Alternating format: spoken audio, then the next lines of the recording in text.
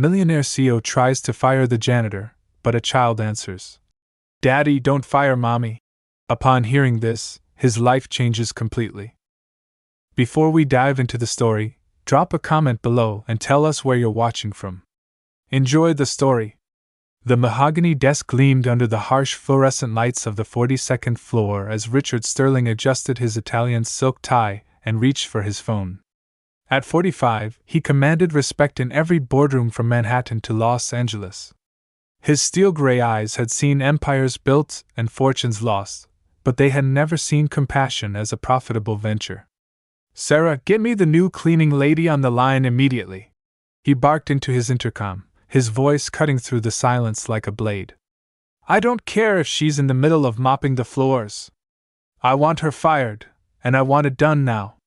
Richard Sterling didn't believe in second chances. In his world, weakness was a disease that spread faster than gossip in a small town. The new janitor, what was her name again? Maria something, had made the unforgivable mistake of leaving water spots on his conference room table yesterday. Important clients were coming today, and perfection wasn't negotiable in his empire. His fingers drummed impatiently against the mahogany surface as the phone rang once, twice, 3 times. Each ring felt like money slipping through his fingers, time wasted on insignificant people who couldn't even clean a table properly. "Hello?" The voice that answered wasn't what he expected. It was small, innocent, and unmistakably that of a child. "What the hell?" Richard caught himself, his business instincts kicking in even through his confusion. "Who is this? I asked to speak with the cleaning woman." "This is Emma," the little voice replied, clear as a bell despite the slight tremor he could detect. "Are you the mean man Mommy cries about?" The question hit Richard like a physical blow. No one had called him mean since he was a child himself. His jaw tightened as he struggled to maintain his composure. "Listen, little girl, I need to speak with your mother immediately. This is her employer, and please, Mr. Sterling." The child's voice cracked with an emotion that made something uncomfortable twist in Richard's chest. "Please don't fire my mommy. She works so hard, and she loves you."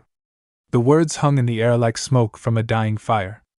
Richard's hand froze on the phone, his carefully constructed walls beginning to crack. "What did you just say?" His voice came out as barely a whisper. "Mommy says she loves you," Emma continued, her words tumbling out in a rush of desperation. "She cries sometimes and looks at your picture in the newspaper. She says you used to be different, that you used to laugh and make her feel safe. Please, Daddy, don't take her job away." The phone slipped from Richard's numb fingers, clattering against the desk like his entire world collapsing around him. The word Daddy echoed in his mind, each repetition like a hammer blow to his chest. Daddy. How could this child know to call him that? Who was Maria really, and why did this little girl's voice sound so familiar, like an echo from a dream he'd forgotten years ago? Richard's hands shook as he picked up the phone again, but the line had gone dead. Outside his window, the city buzzed with life, but inside his corner office, time had stopped completely. 7 years ago. There had been someone special. Someone he'd walked away from when building his empire became more important than building a life. Someone whose last name might have been Rodriguez. Maria Rodriguez. The realization hit him like lightning splitting an ancient oak tree. His perfect, controlled world suddenly felt as fragile as spun glass, and for the first time in decades, Richard Sterling didn't know what to do next. Richard's hands trembled as he stared at the silent phone, the child's words echoing through his mind like a haunting melody. Daddy, don't take her job away. 7 years?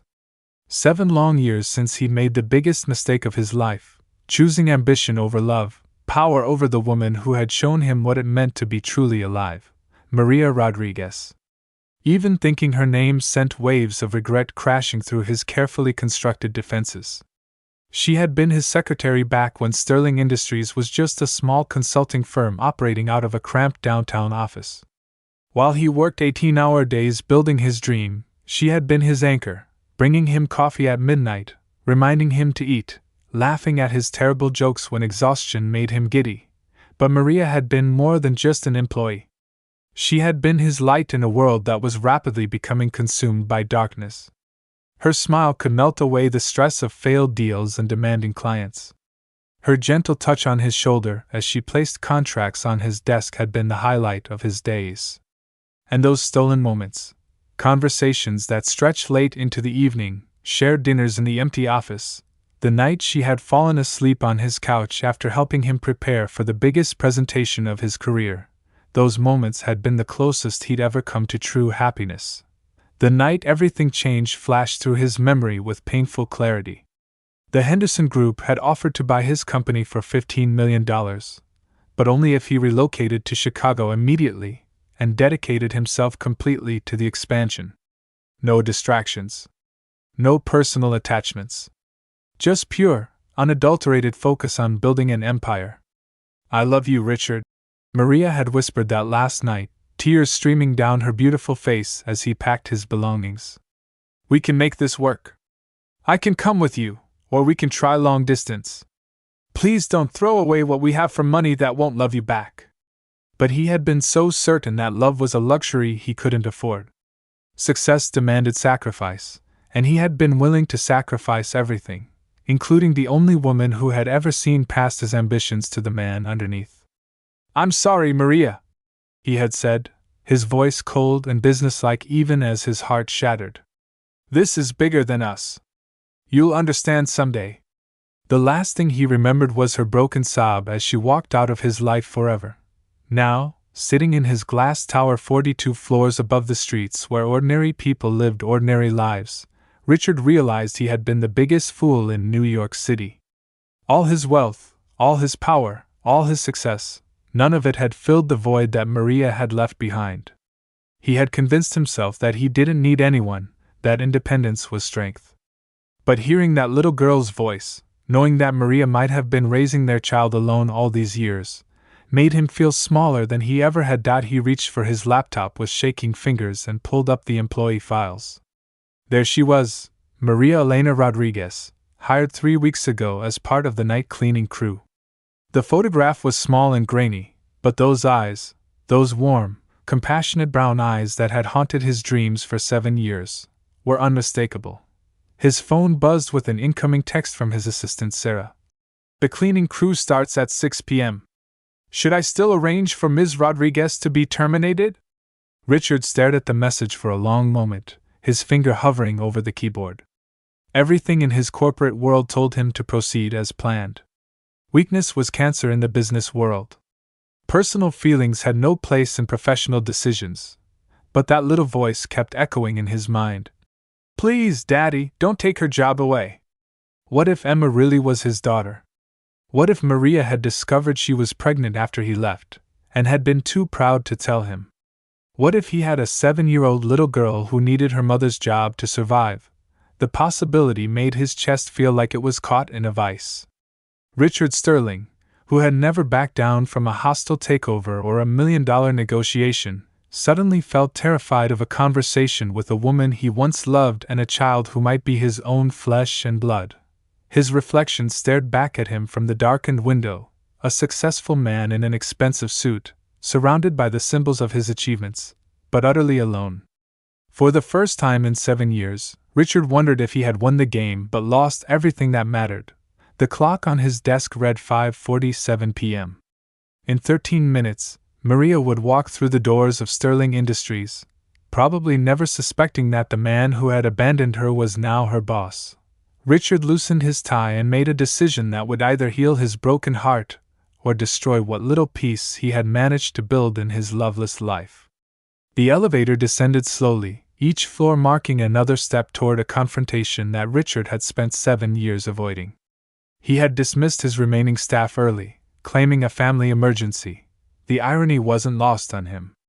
The entire 42nd floor was empty now, save for the ghosts of his past and the crushing weight of his regret. At exactly 6 p.m., the elevator chimed softly, and Richard's heart nearly stopped.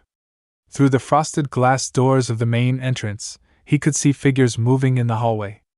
The cleaning crew had arrived. Maria would be among them. Richard positioned himself behind his office door, watching through the narrow gap as the team spread out across the floor. His hands were sweating, something that hadn't happened since his first board meeting 15 years ago. Richard Sterling, the man who had stared down Fortune 500 CEOs and international investors, was terrified of facing a woman who used to bring him soup when he was sick. Then he saw her. Maria moved with the same graceful efficiency that had made her the best assistant he'd ever had. Her dark hair was pulled back in a simple ponytail, and she wore the standard gray uniform of the cleaning service, but to Richard, she was still the most beautiful woman he had ever seen. The years had added subtle lines around her eyes and a touch of weariness to her posture, but her movements still held that gentle confidence that had first captured his attention. She was directing the other workers with quiet authority, pointing toward different sections of the office space. Even in a job that most people would consider beneath them, Maria brought dignity and professionalism to her work. Richard felt a fresh wave of shame wash over him. While he had been building his empire in climate-controlled boardrooms, Maria had been working multiple jobs to support herself and possibly their daughter. As if sensing his presence, Maria suddenly looked up toward his office. For a moment, their eyes met through the glass partition, and the world seemed to stop. Recognition flickered across her face like lightning, followed immediately by shock, then something that looked like fear. Richard stepped out from behind the door, his heart hammering against his ribs. Maria stood frozen in the middle of the office space, a cleaning cart beside her, staring at him as if he were a ghost materialized from her worst nightmares. "Hello, Maria," he said softly, his voice carrying across the empty office. The other cleaning workers continued their tasks, oblivious to the drama unfolding between their supervisor and the man who owned the building. Maria's hands gripped the handle of her cart so tightly that her knuckles turned white. "Mr. Sterling," she replied, her voice professionally neutral despite the tremor he could detect underneath. "I didn't realize you worked such late hours." The formality in her tone cut deeper than any accusation could have. They had once shared inside jokes and secret smiles. She used to call him Richard, or sometimes Richie when she was feeling playful. Now he was Mr. Sterling, just another boss in an expensive suit. "I needed to speak with you," Richard said, taking a step closer. "It's important." Maria glanced around at her coworkers, clearly uncomfortable with the attention their conversation might draw. "If this is about my work performance, sir, I can assure you that it's not about your work," Richard interrupted gently. "It's about Emma." The color drained from Maria's face so quickly that Richard instinctively moved forward, afraid she might faint. Her grip on the cleaning cart was the only thing keeping her upright. "I don't know what you're talking about," she whispered, but her eyes told a different story. "I received a phone call today," Richard continued, his voice soft but insistent. "A little girl answered your phone and asked me not to fire her mommy. She called me Daddy, Maria." The silence that followed was deafening. Around them, the sound of vacuum cleaners and the routine bustle of the cleaning crew created a surreal backdrop to the most important conversation of Richard's life. Maria's composure finally cracked. Tears spilled down her cheeks as she turned away from him, her shoulders shaking with suppressed sobs. "You left," she said, her voice breaking. "You chose your career over everything else. You made it clear that I meant nothing to you." "That's not true," Richard said desperately. "You meant everything to me. I was just too stupid and scared to realize it until it was too late." "Well, it is too late," Maria replied, spinning back to face him with fire in her eyes. 7 years too late. Emma doesn't need a father who shows up when it's convenient for him. We've managed just fine without you." But even as she spoke the words, Richard could see the exhaustion etched in every line of her face. The multiple jobs, the struggle to make ends meet, the challenge of raising a child alone, it was all there in her eyes. "Is she mine, Maria?" he asked quietly. "Is Emma my daughter?" Maria's silence was answer enough. In that moment, Richard felt his entire world shift on its axis. He had a daughter. A 7-year-old little girl who loved her mother fiercely, and had somehow known to call him Daddy even though they had never met. "I need to see her," Richard said, his voice raw with emotion. "Please." Maria shook her head, fresh tears streaming down her face. You gave up that right 7 years ago when you walked away from us. The pain in her voice was like a knife to his heart, but Richard pressed on. I know I don't deserve it. I know I hurt you in ways that can never be forgiven. But Emma is my daughter too, and she deserves to know her father. Does she? Maria challenged. What kind of father abandons a woman carrying his child? What kind of father chooses money over family? Richard had no answer for that. The truth was too ugly, too selfish to defend. But before he could respond, Maria's phone buzzed with an incoming call. She glanced at the screen, and her expression immediately softened. Hi, baby, she answered, her voice transforming from hurt anger to gentle love. No, Mommy's still at work. Are you being good for Mrs. Patterson? Richard's heart clenched as he realized he was listening to Maria talk to their daughter. His daughter. What? Oh, honey, you don't need to worry about that anymore. Maria continued, shooting a confused glance at Richard. Mommy's job is safe. There was a pause, and then Maria's eyes widened in shock. Emma, how did you know that? How did you get this number? Another pause, longer this time. You called who? Maria's face went through a spectrum of emotions as she listened to Emma's explanation on the phone. Confusion, shock, and something that looked like pride flickered across her features as Richard watched, feeling like an outsider in the most important moment of his life. Emma Rose Rodriguez, you tell me right now how you got Mr. Sterling's phone number, Maria said, trying to sound stern but failing to hide the amazement in her voice. Richard's heart skipped a beat at hearing his daughter's full name for the first time. Emma Rose. It was perfect, just like the little girl he was only now discovering existed. Okay, slow down. Maria continued into the phone. You found what in my old box? And you looked up the company name online? Emma, you're 7 years old. How do you even know how to do internet searches? Richard couldn't help but smile despite the tension of the moment. It seemed his daughter had inherited his determination and resourcefulness, along with Maria's intelligence. The thought filled him with an unexpected surge of pride. No, baby, you're not in trouble, Maria said gently. But we need to talk about this when I get home. I love you too. Be good for Mrs. Patterson, and I'll be home soon. She ended the call and stood there for a moment, staring at her phone as if it held the answers to all of life's mysteries. She found an old business card of mine in a shoebox under my bed, Maria finally explained, her voice barely above a whisper. One from back when you were just starting the company. She said she's been worrying about money because she heard me crying after I got the bills last week. So she decided to call the nice man from Mommy's pictures to ask him to help us. Richard felt like someone had reached into his chest and squeezed his heart. She called me the nice man? Maria nodded, fresh tears threatening to spill over. I kept some photos from before. I probably should have thrown them away, but Emma found them a few months ago. She kept asking about the man in the pictures who made me smile so much. I told her you were someone special from a long time ago. The weight of 7 lost years pressed down on Richard's shoulders. While he had been building his empire, his daughter had been studying his face in old photographs, wondering about the father she had never met. The little girl had somehow sensed the connection between them, even across years of separation and silence. Maria, Richard said softly, I need you to know something. I never knew about Emma. If I had known you were pregnant, would it have mattered? Maria interrupted, her voice sharp with old pain. You made your choice clear. The Henderson deal was more important than anything else. You're right, Richard admitted, his voice heavy with regret. I was selfish and blind and stupid. But I can't change the past. All I can do is try to be the father Emma deserves from this moment forward. Maria studied his face for a long moment, as if trying to see past the expensive suit and polished exterior to the man she had once loved. She asks about you, you know.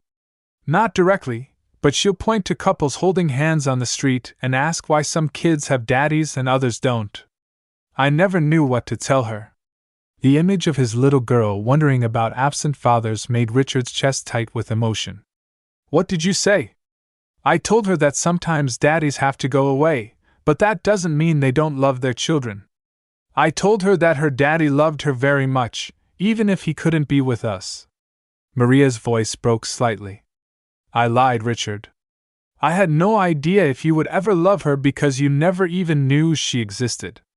Richard stepped closer, his hand reaching out instinctively to comfort her before he caught himself. It wasn't a lie, Maria. I do love her. I loved her the moment I heard her voice on that phone call. I loved her when I realized she was mine. I've been empty for 7 years, and I never understood why until today. Love isn't enough, Maria said, but her voice lacked conviction. Emma needs stability. She needs someone who won't disappear when things get difficult.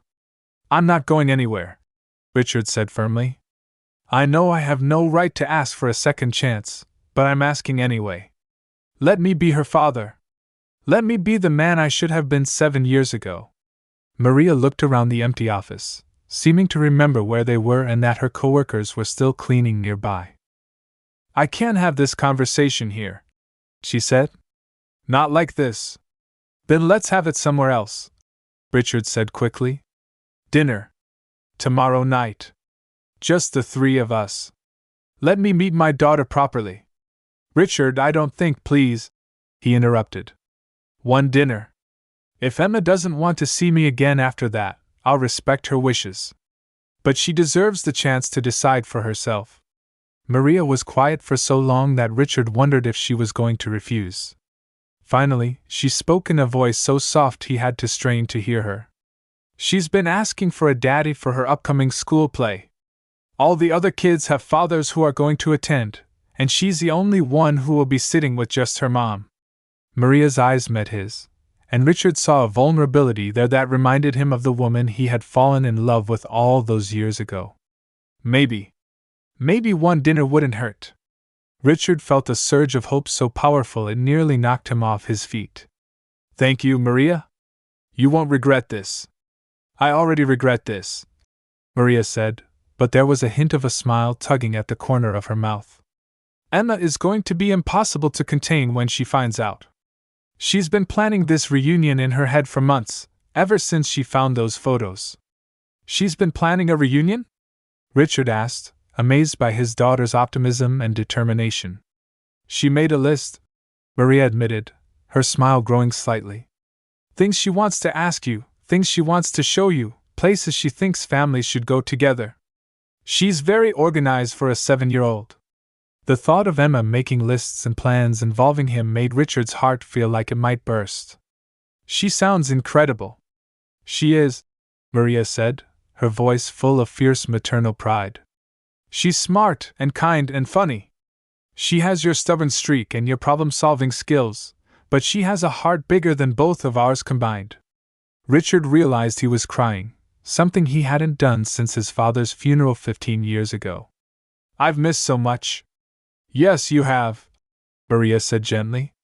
But maybe it's not too late to start making new memories. As the cleaning crew began to wrap up their work around them, Richard felt something he hadn't experienced in 7 years. Hope for a future that included more than just profit margins and acquisition deals. But as he looked at Maria's cautious expression, he also realized that winning back his family would be the most challenging negotiation of his life. And unlike his business deals, this was one where failure would cost him everything that truly mattered. Richard barely slept that night. Every time he closed his eyes, he saw Emma's face, a face he could only imagine, combining Maria's delicate features with his own stubborn jawline. He found himself wondering what she liked to eat, what made her laugh, whether she was afraid of the dark or brave like her mother. By 5 a.m., he gave up on sleep entirely and found himself in his home office, researching everything he could about 7-year-old children. What did second graders like to do? What were appropriate gifts for a first meeting? How did one talk to a child who was both a stranger and his own flesh and blood? Richard Sterling, who could navigate the most complex corporate mergers, felt completely lost when it came to understanding his own daughter. His penthouse apartment, which had always felt like a symbol of his success, now seemed cold and sterile. The modern furniture and expensive art collection that had once impressed clients suddenly looked unwelcoming for a child. There were no family photos, no toys, no signs that anyone who valued human connection had ever lived there. As dawn broke over the Manhattan skyline, Richard made a decision that would have shocked his business associates. He called his assistant Sarah and told her to cancel all his meetings for the day. For the first time in his professional career, Richard Sterling was putting family before business. His first stop was a bookstore in Soho that specialized in children's literature. The elderly woman behind the counter smiled knowingly when he explained that he was shopping for his 7-year-old daughter.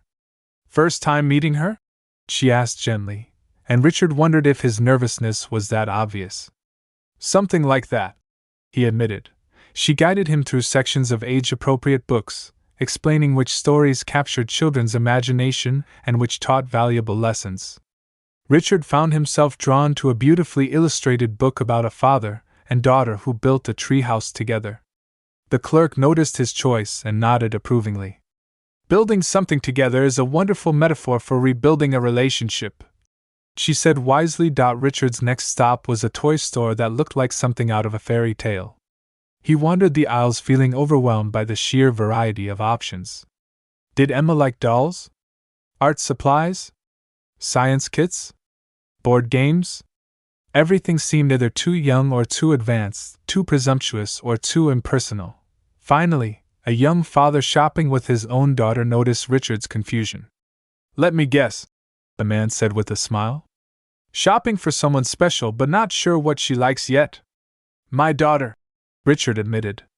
"I'm just getting to know her." "Best advice I ever got," the father said, pointing to a selection of art supplies, "is to choose something you can do together. It's not about the toy itself, it's about the time you spend playing with it." Richard ended up selecting a beginner's art set with watercolors, colored pencils, and a small easel. If Emma liked to draw, they could create art together. If she didn't, well, at least he would have tried. His final stop before dinner was the most important one, a jewelry store in the Diamond District. Richard had been thinking about this all day, remembering how Maria used to admire a delicate gold locket in the window of a shop near their old office. He had always meant to buy it for her but had convinced himself that business came first.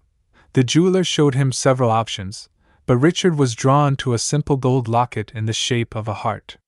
It was elegant but not ostentatious, the kind of piece a young girl could treasure for years. He had it engraved with "Emma Rose" on the front and "Love, Dad" on the back, then carefully placed a tiny photo of himself inside, one that Maria had taken during their happier days, when his smile had been genuine and full of hope. As he drove to the restaurant that evening, Richard's hands shook on the steering wheel. He had chosen a family-friendly Italian place in Maria's neighborhood, somewhere Emma would feel comfortable and that wouldn't intimidate her with its formality.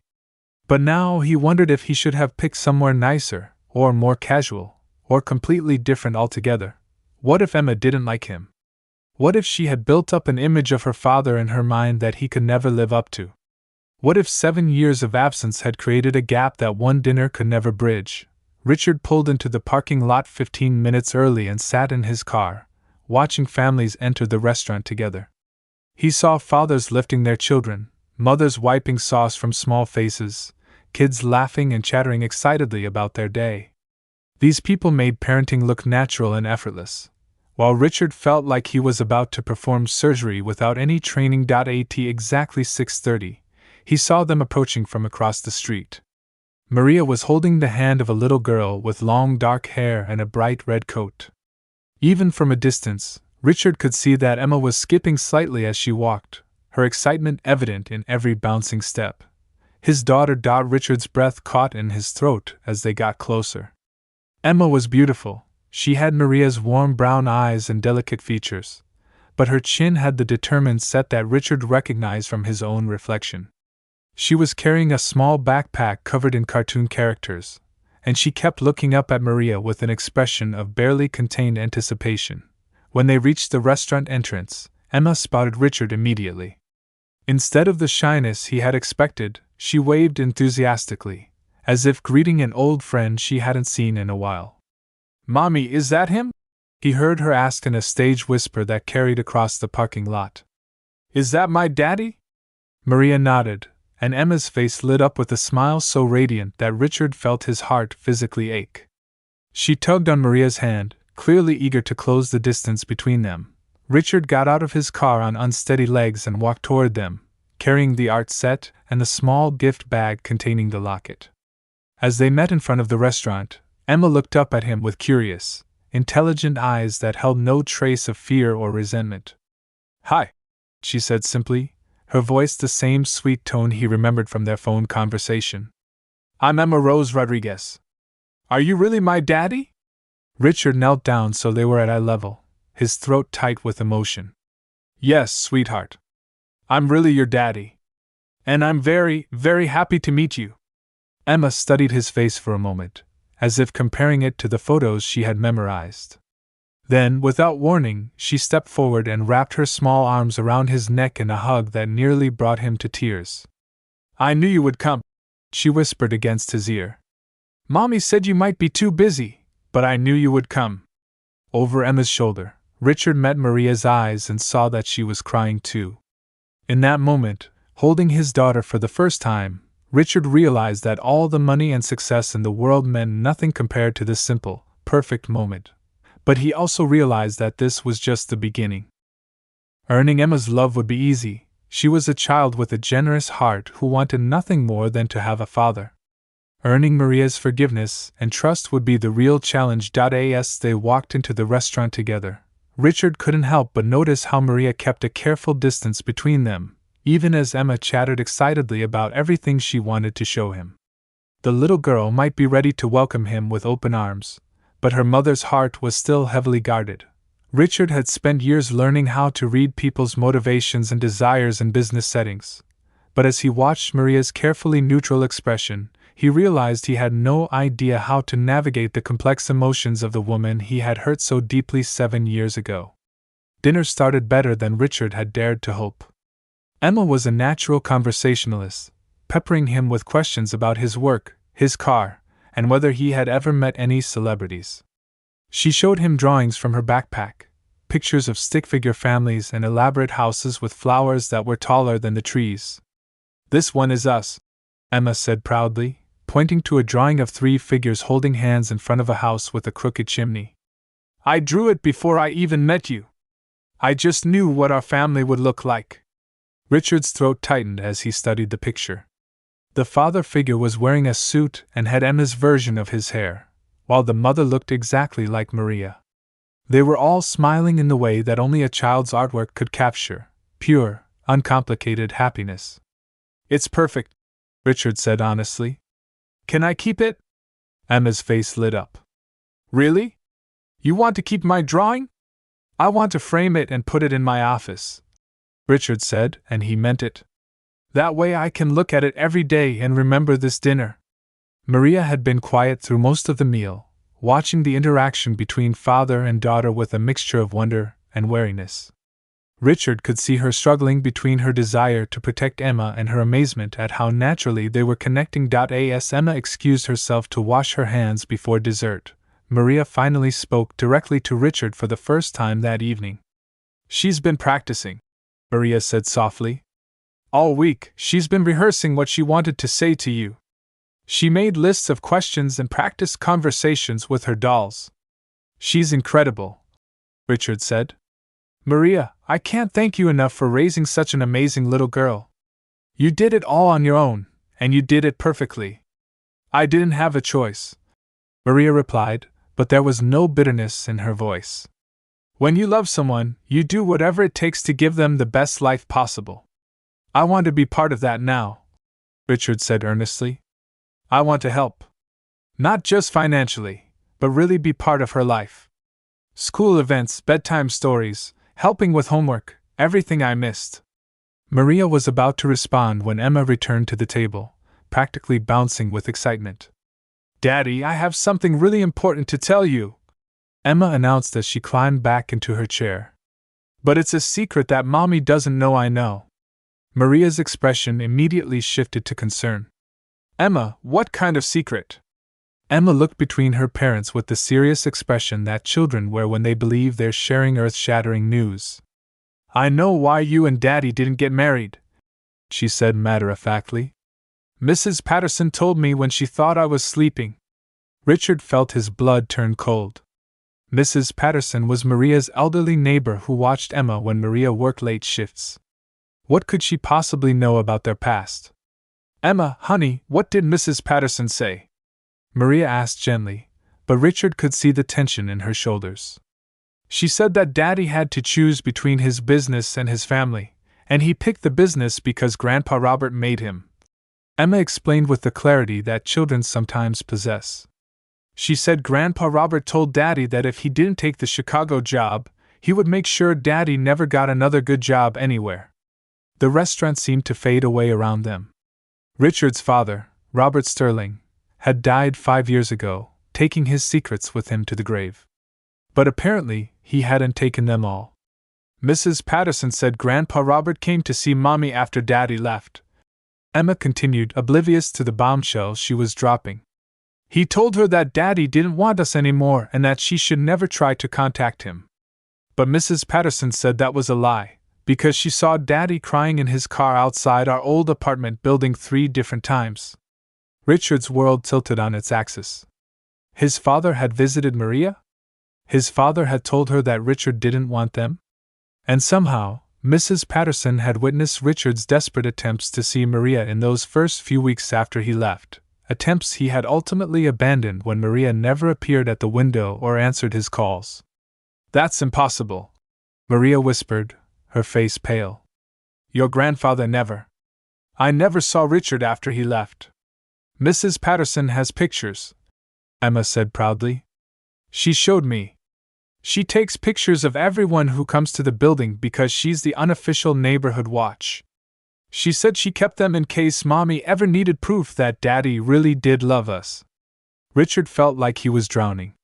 His father had systematically destroyed his chance at happiness with Maria, and he had never known. All these years, he had believed that Maria simply hadn't cared enough to fight for their relationship. All these years, Maria had believed that he had willingly abandoned her. "Emma," Richard said, his voice hoarse with emotion, "do you think Mrs. Patterson would be willing to talk to me and your mommy together?" "Oh yes," Emma said excitedly. "She's been waiting for this day forever. She said grown-ups are sometimes too stubborn to see the truth, but children always know when people belong together." Maria was staring at Richard with an expression he couldn't read. Shock, confusion, and something that might have been hope flickered across her features. "Your father told me you never wanted to see me again," she said slowly. "He said you had instructed him to make sure I understood that our relationship was a mistake you wanted to forget." "I never told him that," Richard said urgently. "Maria, I never even told him about us. He figured it out on his own and decided that you were a threat to my success. I came back to look for you dozens of times, but you had moved, and no one would tell me where you had gone. Because your father told everyone in the building that you were dangerous," Maria said, the pieces finally falling into place. "He said you were unstable and that we needed to be protected from you." The magnitude of his father's deception was staggering. Robert Sterling had manipulated them both, destroying their relationship to ensure that Richard remained focused solely on building the Sterling empire. And he had been so successful that they had spent 7 years believing lies instead of seeking the truth. "There's more," Emma said, clearly enjoying being the bearer of such important information. "Mrs. Patterson said Mommy wrote you letters every week for 2 years, but she never sent them because Grandpa Robert told her you had moved to Europe and didn't want to be found." Richard closed his eyes, overwhelmed by the weight of what they had lost. 2 years of letters that Maria had written but never sent. 2 years of her reaching out across the void his father had created between them. When he opened his eyes, Maria was crying silently, her hands pressed to her mouth. "I need to see those pictures," Richard said.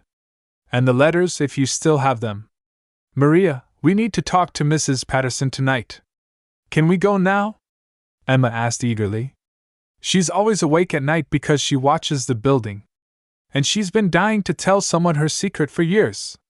As they left the restaurant together, Richard realized that everything he thought he knew about the past 7 years had been built on lies. His father had stolen their chance at happiness, but somehow, through the innocent honesty of a 7-year-old girl and the careful observation of a neighborhood watch lady, the truth was finally coming to light.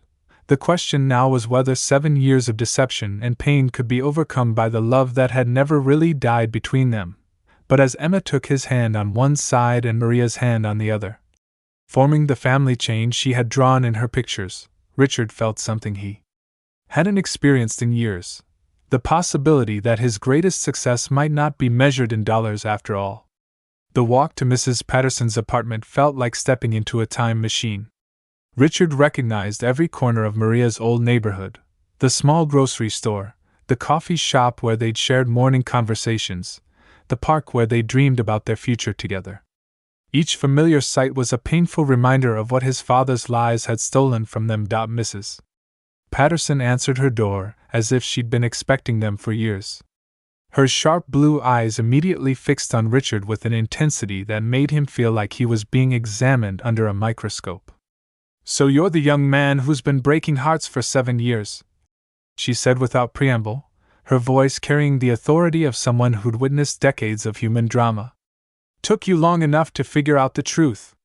Her small apartment was filled with plants, vintage furniture, and what appeared to be a sophisticated surveillance system.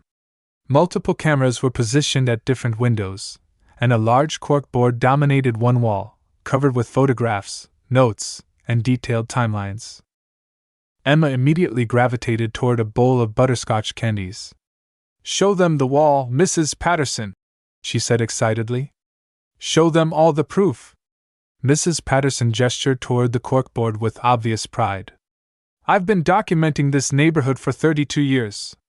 Not because I'm nosy, but because someone needs to keep track of what really happens. Too many love stories get destroyed by lies and pride." Richard stepped closer to examine the board, his breath catching in his throat. There, prominently displayed, was a section labeled "The Sterling Deception," in neat handwriting. Photographs were arranged chronologically, showing Richard sitting in his car outside the building, his face clearly visible, sometimes talking on his phone with obvious distress. "This was 3 weeks after you left for Chicago," Mrs. Patterson explained, pointing to a dated photo. "You came back 5 different times that month. Always around evening, always looking like a man who'd lost everything that mattered." "I was calling her," Richard said quietly, studying his own anguished expression in the photographs. "I kept trying her number, but it was disconnected." "Because your father had it changed," Mrs. Patterson said grimly. "Oh yes, I know all about Robert Sterling's visit. He made quite an impression on everyone in this building." She moved to another section revealing photos of a distinguished older man with silver hair and Richard's same determined jawline. "Your father came here exactly 4 days after you left. Told Maria a pack of lies about how you never wanted to see her again, how you considered your relationship an embarrassing mistake that was beneath your social status." Maria sank into a floral armchair, her face pale. "He was so convincing," she whispered. "He said Richard had sent him personally to make sure I understood that any attempt to contact you would result in legal consequences. The man was a master manipulator," Mrs. Patterson said with disgust. "But he didn't stop there. He went to every neighbor, every shop owner on this block. Told them all that Richard was dangerous, possibly unstable, and that they should call the police if he ever showed up asking about Maria." Richard felt physically sick. His father had systematically poisoned everyone against him, ensuring that even if he persisted in looking for Maria, no one would have helped him find her. "But here's the part that will really break your heart," Mrs. Patterson continued, moving to a small filing cabinet. She pulled out a thick folder and handed it to Maria. "Show him what you wrote, dear." With trembling hands, Maria opened the folder to reveal dozens of handwritten letters, all addressed to Richard in Chicago. The first ones were love letters, pouring out her heart and begging him to call. But as Richard read over her shoulder, the tone gradually shifted to confusion, then hurt, then desperate pleas for any kind of response. "I wrote you every week for 2 years," Maria said, her voice breaking. I told you about the pregnancy, about Emma's birth, about every milestone you were missing. I poured my soul into those letters, even though your father told me you'd moved to Europe and left no forwarding address. The letter in Richard's hands was dated 3 months after Emma's birth. Maria's handwriting was shaky from exhaustion, but her words were clear. Our daughter has your eyes, Richard. She's beautiful and perfect, and she deserves to know her father. I don't understand why you won't respond, but I haven't given up hope that someday you'll remember what we meant to each other. I never received any of these, Richard said, his voice raw with emotion. Maria, I swear to you, I never knew about Emma. If I had known, your father made sure you wouldn't, Mrs. Patterson said sadly. He was more thorough than you can imagine. Mrs. Patterson wasn't finished with her revelations. She returned to her filing cabinet and pulled out another folder, this one much thinner but somehow more ominous. What happened to Mommy's letters? Emma asked innocently while unwrapping another candy. Did Grandpa Robert really steal them? The elderly woman's expression grew darker. I'm afraid it's worse than that, sweetheart. Your grandfather didn't just steal the letters. He made sure your mother received responses. The room fell silent except for the ticking of an antique clock. Maria looked confused while Richard felt a new wave of dread. What kind of responses? Maria asked quietly. Mrs. Patterson handed her a single letter written on Richard's old company letterhead. I intercepted this before it reached your mailbox. I recognized immediately that the handwriting wasn't Richard's.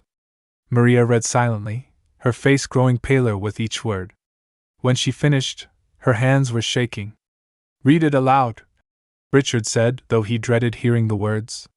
Maria, she began, her voice barely a whisper. I received your letter and need to be completely clear.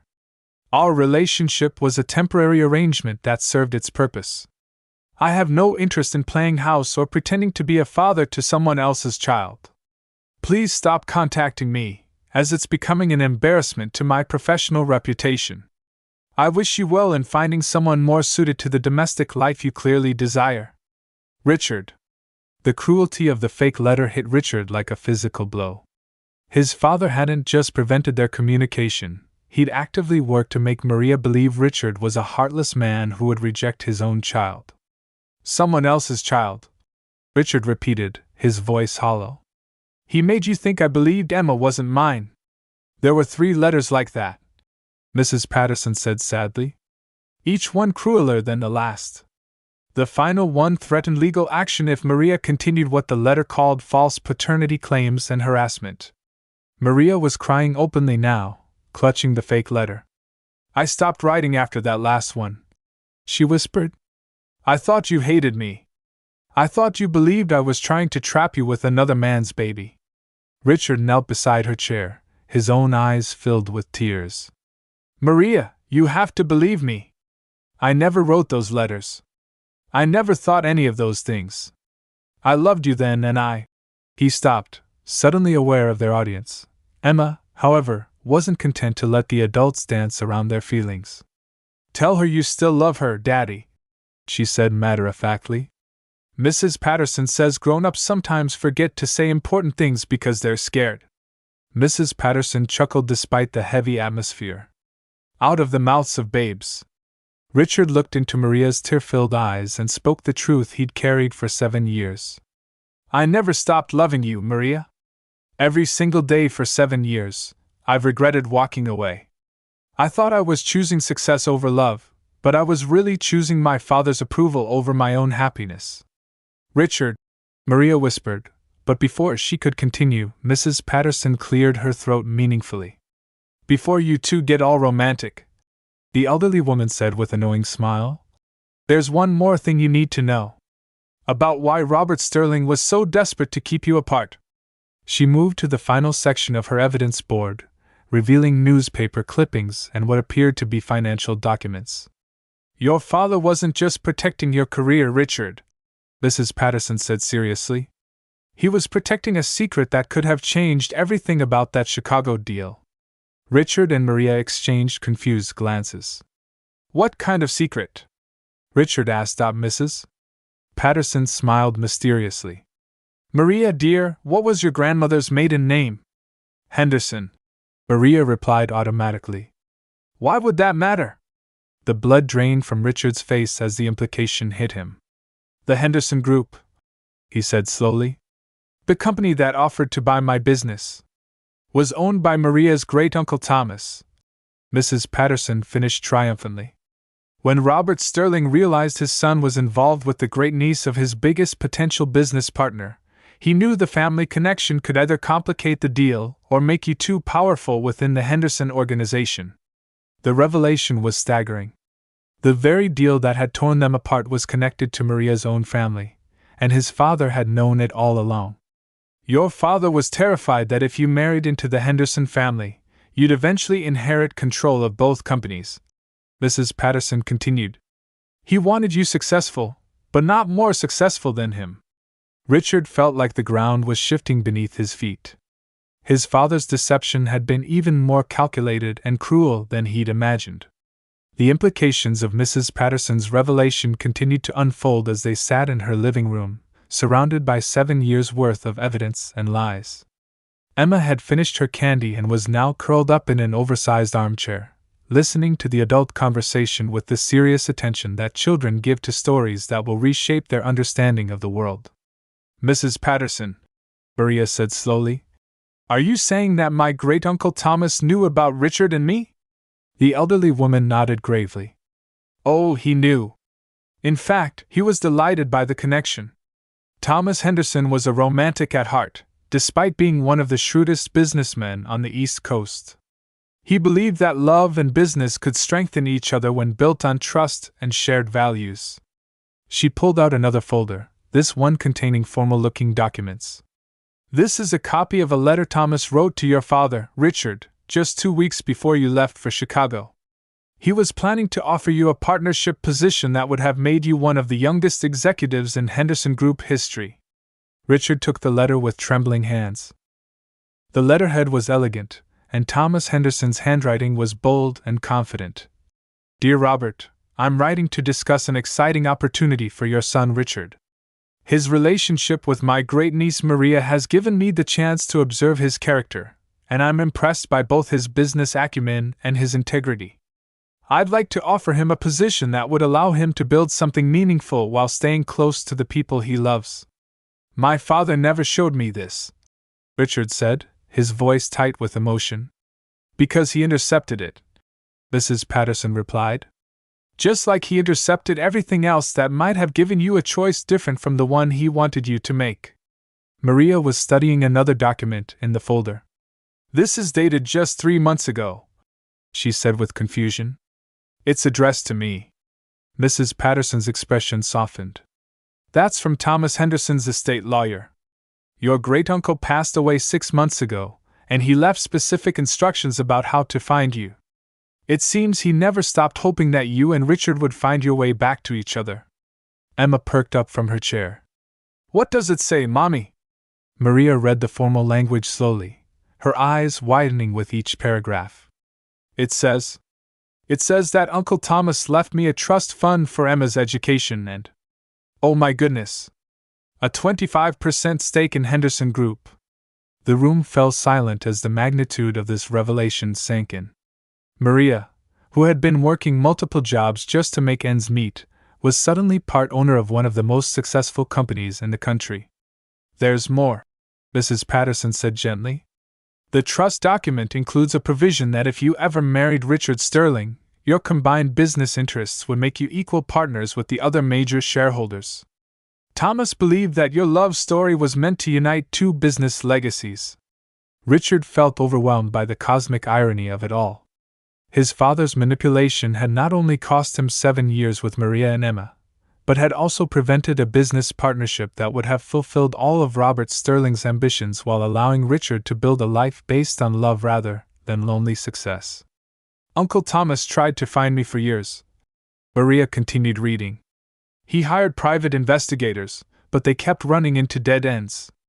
Now I know why. Your father was actively working to keep me hidden. Emma, who had been unusually quiet during this part of the conversation, suddenly spoke up with the clarity that children sometimes possess when adults are too emotional to see clearly. So Grandpa Robert was afraid that if Daddy married Mommy, they would be too happy and too successful, and that would make him feel small? She asked Mrs. Patterson smiled at Emma's simple but accurate assessment. That's exactly right, sweetheart. Sometimes grown-ups make terrible choices because they're afraid of being left behind. Richard stood up abruptly and walked to the window, looking out at the neighborhood where his life had taken such a dramatically different turn 7 years ago. The weight of his father's betrayal was crushing, but underneath the pain was a growing sense of possibility. Maria, he said without turning around, I know I have no right to ask this after everything that's happened, but I need you to know something. Even if you hadn't inherited anything from your great-uncle, even if there were no business connections or financial opportunities, I would still be standing here tonight asking for a second chance. He turned to face her, his heart laid bare. I don't want to rebuild our relationship because it makes business sense or because it's what Thomas Henderson hoped for. I want to rebuild it because Emma deserves to have both her parents, and because I've spent 7 years learning that success without love is just an expensive way to be miserable. Maria was crying again, but these tears seemed different, less bitter, more hopeful. The question is, Richard continued, can you forgive me for being weak enough to let my father manipulate us? Can you trust me to make better choices this time? Before Maria could answer, Emma jumped down from her chair and walked over to stand between her parents. I think, she said with the solemn authority of a 7-year-old who had been thinking very hard, that Grandpa Robert was wrong about love making people weak. Mrs. Patterson, and I think love makes people stronger and smarter and braver. She looked up at Richard with eyes that held no trace of doubt. And I think you've been sad long enough, Daddy. Mommy's been sad too. Maybe it's time to try being happy together. In that moment, standing in Mrs. Patterson's apartment surrounded by evidence of his father's deception and his great-uncle Thomas's hopes, Richard realized that his 7-year-old daughter was the wisest person in the room. 3 days later, Richard found himself sitting in his corner office, staring at 2 documents that would determine the course of his entire future. The first was a merger proposal from Henderson Group's board of directors, offering to combine Sterling Industries with their own company in a partnership that would create one of the most powerful business entities on the East Coast. The second was a resignation letter he had written but not yet signed, a letter that would allow him to walk away from everything he had built to focus on rebuilding his family. His assistant Sarah knocked and entered with her usual efficiency. Mr. Sterling, the Henderson Group representatives are here for the 3 p.m. meeting. Shall I show them in? In a moment, Richard replied, still staring at the unsigned resignation letter.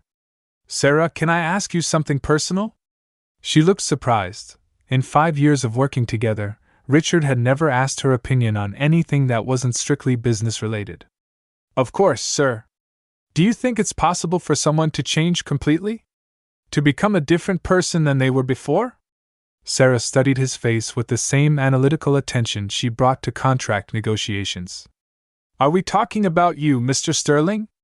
Richard nodded, feeling vulnerable in a way that would have been impossible just a week ago. I think, Sarah said carefully, that you've been a different person ever since you came back from that dinner with your daughter. You smile more. You actually said please and thank you to the cleaning staff yesterday. And you've been working normal hours instead of sleeping in your office. She paused, then continued with growing confidence. I think the person you were before, the driven, ruthless businessman, was never really you. I think that was your father's version of who you should be. The man I've been working for this week, the one who asks about my family and remembers that I have a life outside this office, feels more authentic. Richard was touched by her honesty. What would you do if you were in my position? You mean choosing between building a business empire and building a family? Sarah smiled. Mr. Sterling, you're the smartest man I know when it comes to identifying valuable opportunities. What's more valuable, money you can't take with you when you die, or people who will love you whether you're rich or poor? Before Richard could respond, his phone buzzed with a text from Maria. Emma's school play is tomorrow night at 7 p.m.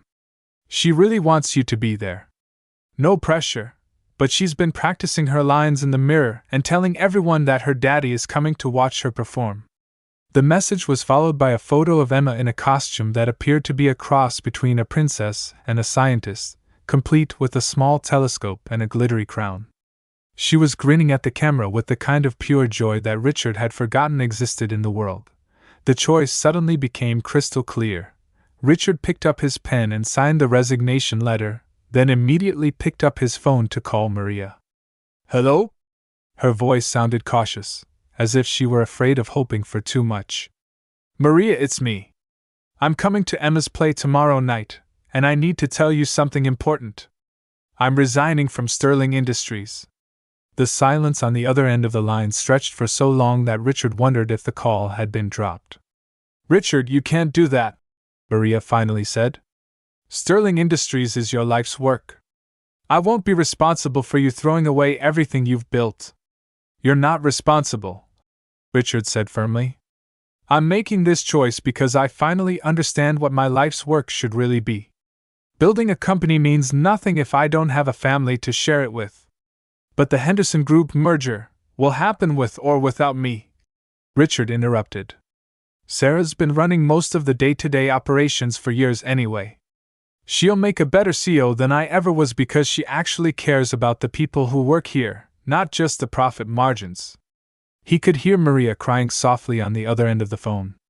"Maria, 7 years ago I chose my career over love because I thought success would make me happy. It didn't.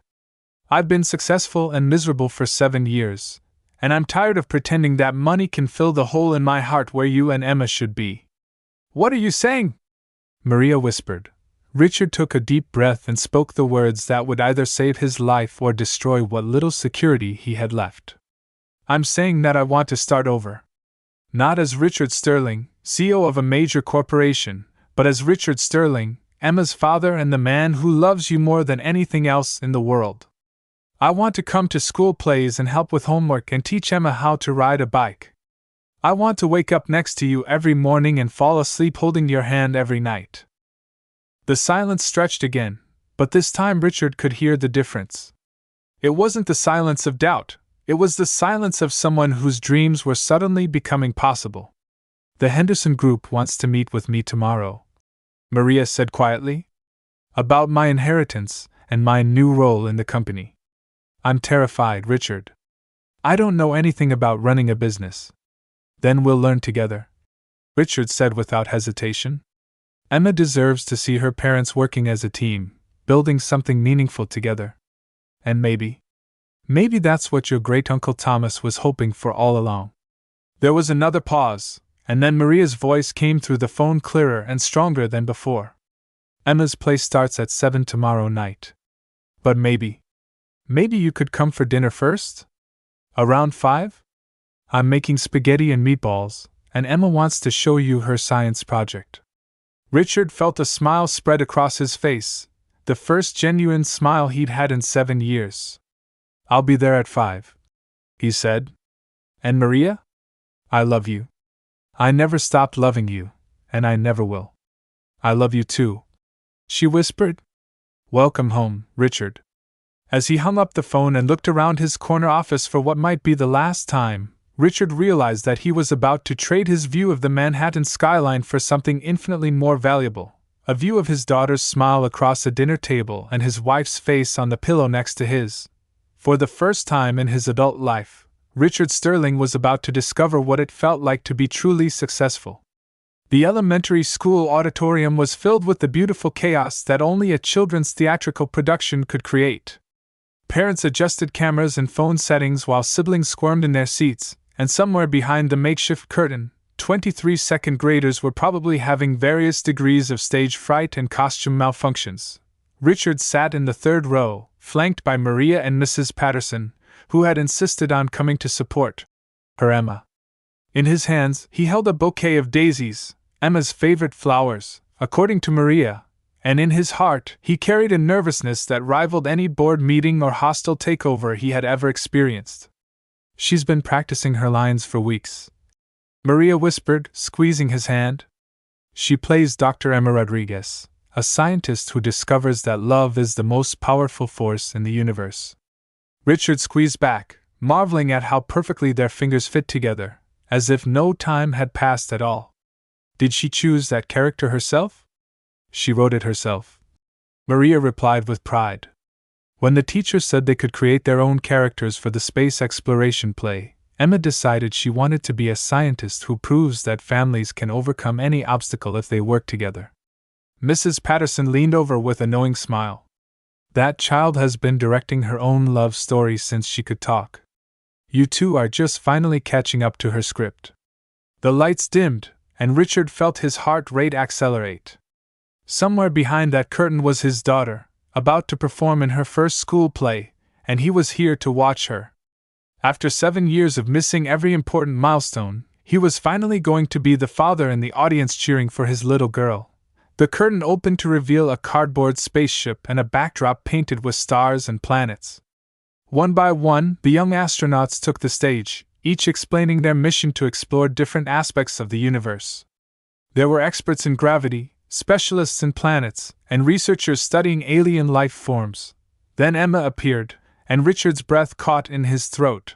She wore a lab coat decorated with glittery stars, safety goggles pushed up on her forehead, and a name tag that read, Dr. Emma Rodriguez, Love Scientist. In her hands, she carried a small telescope and what appeared to be a clipboard full of important research notes. Greetings, fellow space explorers. Emma announced in a clear, confident voice that carried to the back of the auditorium. I am Dr. Emma Rodriguez, and I have made the most important discovery in the history of the universe. The other young astronauts gathered around her, playing their parts with the earnest dedication that only children could bring to a performance. What did you discover, Dr. Rodriguez? Asked a boy dressed as an alien with green face paint and antennae. Emma looked directly at the audience, her eyes scanning the crowd until they found Richard. When their gazes met, her face lit up with a smile so radiant that Richard felt tears begin to blur his vision. I discovered that love is not just an emotion, Emma declared, never breaking eye contact with her father. Love is a force that can bring families together across any distance, even when they've been separated by misunderstandings and mistakes. She gestured toward her telescope. I observed many families throughout the galaxy, and I learned that sometimes mommies and daddies get lost from each other. But if they love each other and their children enough, the gravitational pull of that love will always bring them back together. Richard was openly crying now, not caring who saw him. Maria's hand tightened in his as she too was moved by their daughter's performance. But Dr. Rodriguez, asked a girl dressed as an astronaut, what if the family has been apart for a very long time? What if they forgot how to be together? Emma's expression grew serious, and Richard could see that she was no longer just reciting memorized lines. She was speaking from her heart, sharing the wisdom that only a child who had longed for a complete family could possess. Love has a very good memory, Emma said solemnly. Even when people forget how to be together, love remembers. And love is very patient. It waits for the right moment to remind everyone what really matters. She walked to the front of the stage, addressing the audience directly. In my research, I discovered that the strongest families are not the ones who never face problems. The strongest families are the ones who choose to work together to solve their problems, even when it's hard. The other children on stage began to gather around Emma, creating a tableau that represented unity and cooperation. My scientific conclusion, Emma announced with the gravity of a real researcher presenting groundbreaking findings, is that love combined with forgiveness and second chances creates the most powerful force in the universe. It's stronger than rocket fuel, brighter than any star, and more valuable than all the treasures on all the planets we could ever explore. The audience erupted in applause, but Richard was barely aware of the sound. All he could see was his daughter, standing confidently on that stage, having just delivered a performance that was really a love letter to her parents and a blueprint for their future as a family. As the curtain fell and the children took their bows, Emma blew a kiss directly to Richard and mouthed the words, I love you, Daddy. In that moment, Richard Sterling realized that his daughter had just taught him the most important lesson of his life. Success wasn't measured in dollars or deals or corporate achievements. Success was measured in moments like this, moments when love triumphed over fear, when families chose each other over everything else, and when a 7-year-old girl could heal 7 years of heartbreak with her wisdom and hope. After the show, as Emma ran into his arms still wearing her lab coat and glittery goggles, Richard knew that he had finally found his way home. Not to a building or a company or a bank account, but to the place where he belonged, in the embrace of the two people who loved him not for what he had accomplished, but simply for who he was. "Did you like my play, Daddy?" Emma asked, her face flushed with excitement and pride. "It was the most important performance I've ever seen," Richard said honestly, lifting her up and spinning her around while Maria laughed and Mrs. Patterson dabbed at her eyes with a handkerchief. "Good," Emma said with satisfaction as he set her back down. "Because now we can start the real performance, being a family together." As they walked out of the school auditorium together, hand in hand, Richard realized that his daughter was right. The real performance was just beginning, and for the first time in his life, he couldn't wait to see how the story would end. 6 months later, Richard stood in the backyard of their new home, watching Emma teach their golden retriever puppy Einstein how to fetch. The dog seemed more interested in chasing butterflies, but Emma's patience was infinite. "Daddy, watch this," Emma called out, holding up a tennis ball. "Einstein is going to be the smartest dog in the neighborhood." Einstein promptly ran the opposite direction, and Emma dissolved into giggles that filled the air like music. Richard marveled at how natural joy felt when shared with the people you loved most. The past 6 months had transformed every aspect of his life.